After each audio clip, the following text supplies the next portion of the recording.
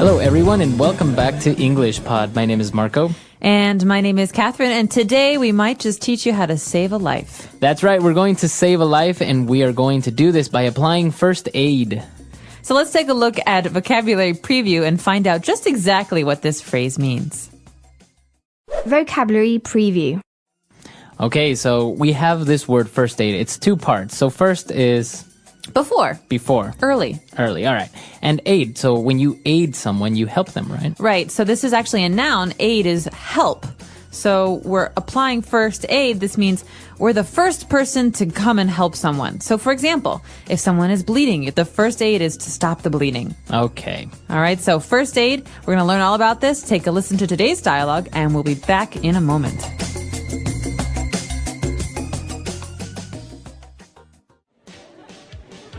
Hey Joe, where have you been these past few days? I've been busy with a first aid course that I started about a week ago at the Red Cross. Cool! I've always wanted to do something like that.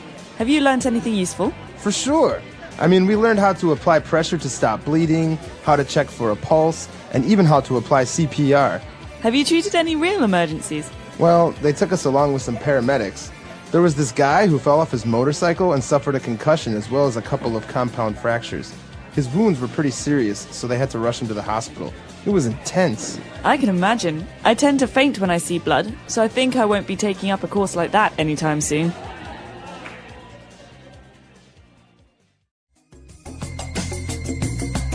All right, we're back. So there are a lot of medical and health-related terms in this dialogue, so why don't we take a look at a couple of those in Language Takeaway. Language takeaway. Well, starting us out here in Language Takeaway, we have the name of an organization that's not-for-profit, that's very, very, very famous. This is called the Red Cross. Okay, so the Red Cross. And this is usually a place where you donate blood. You can also get some blood exams done. What else do you do there? Well, the Red Cross is an organization that has offices and clinics all over the world. And if you want to help, you can volunteer, you can donate money, and you can donate blood.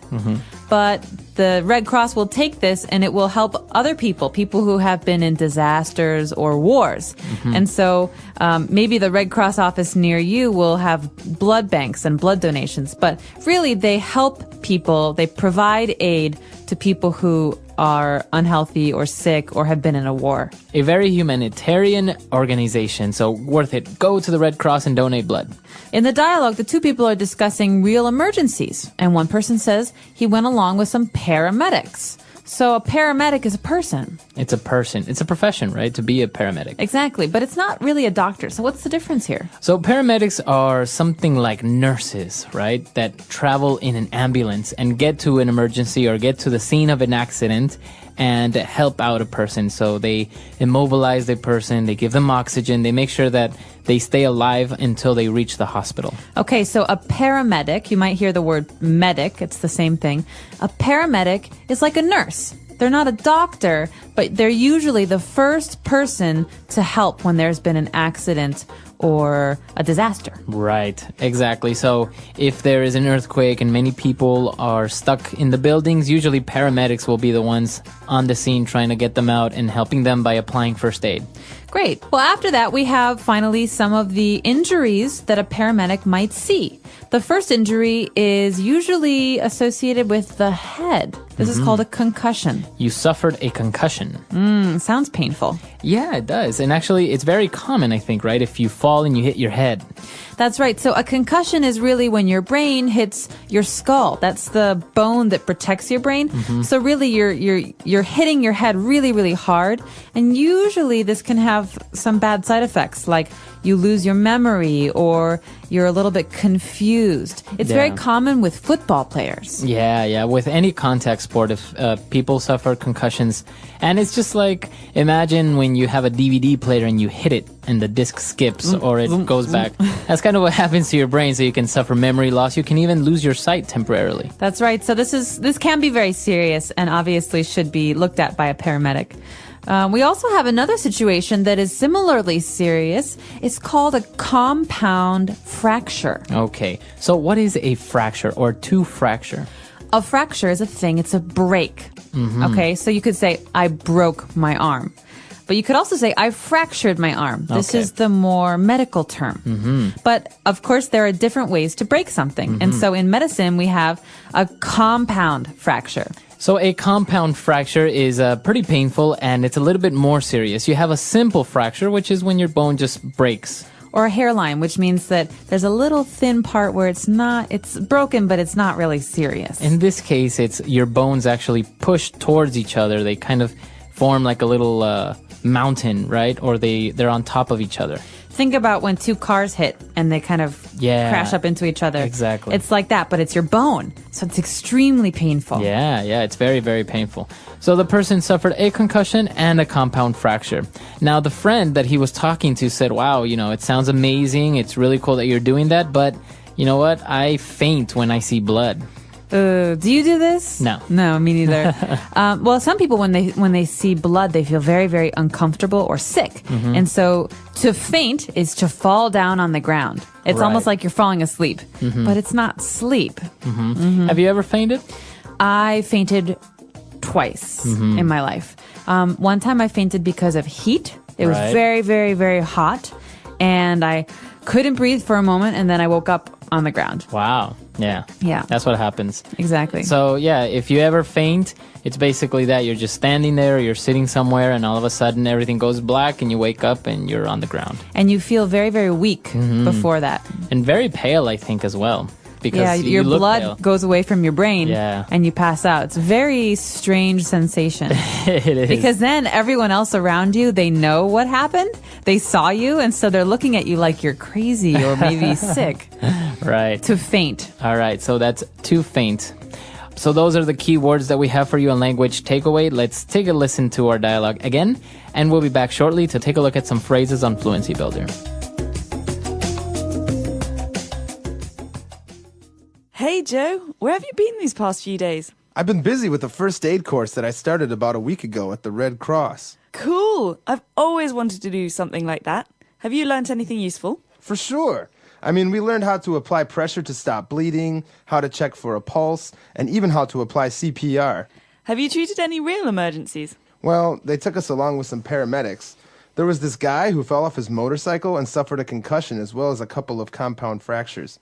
His wounds were pretty serious, so they had to rush him to the hospital. It was intense. I can imagine. I tend to faint when I see blood, so I think I won't be taking up a course like that anytime soon. All right, so quiz, Marco. What is the first thing that a paramedic does when he or she finds a body at an emergency? That paramedic checks for a pulse to make sure you're alive, right? Right, a pulse. So thum, thum, thum, thum. The pulse is the rhythm, it's the sound of your heart pumping blood. And you can feel someone's wrist or their throat.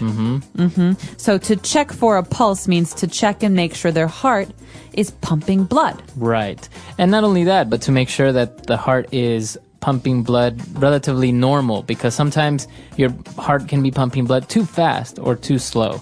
And if it's too slow, it's very possible that you will faint. Very good. All right, so we check for a pulse.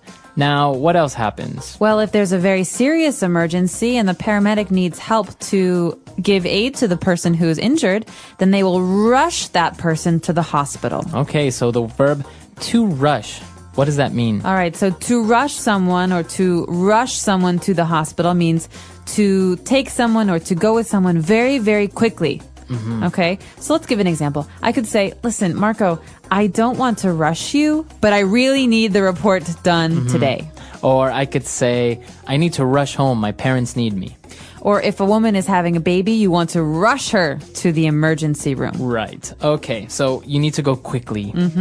All right, now when we were talking about fainting, the person said, before he used the word faint, he said, I tend to faint. Okay, I tend to. I tend to is a really great verb that describes a normal or habitual behavior. That's like saying, I tend to faint when it's very, very hot outside. That means I often faint when it's very, very hot outside. It's something that happens normally. So it's a tendency. Right, but it's not for everyone. It's for me. So I tend to. What's something that you tend to faint when you see? I never faint. You don't I'm faint? a man. No, just kidding. But you know what? I tend to leave the towel on the bed sometimes after I take a shower. I know, it's a bad habit. And then the sheets smell. No, they don't, because I leave it there for like 5 or 10 minutes and then I realize, I'm like, oh my God. And then I pick it up. But, you know, it's hard That's to. gross. No, it's not. Well, I tend to forget my leftover food in the refrigerator for a long time. Oh, that's and even- then it starts to smell. That's gross. But I don't like to waste food. But you like let it rot and then your fridge smells. It happens. So that's all we've got for Fluency Builder today. But we can talk about tendencies in a moment. Maybe a homework assignment could be to think of something that you tend to do. That's right. That could be an interesting homework assignment. But before we jump into that, why don't we listen to our dialogue for the very last time?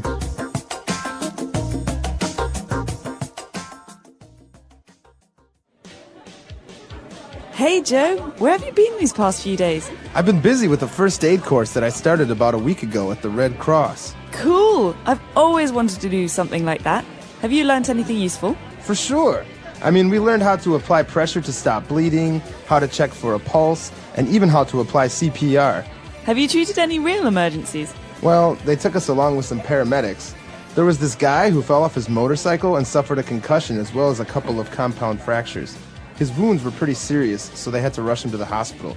It was intense. I can imagine. I tend to faint when I see blood, so I think I won't be taking up a course like that anytime soon.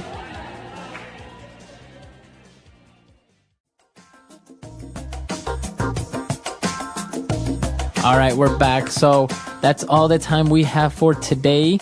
Be sure to do your homework assignment. Come to EnglishPod.com. In the comments section, tell us, what do you tend to do? Could be a good thing, could be a bad thing.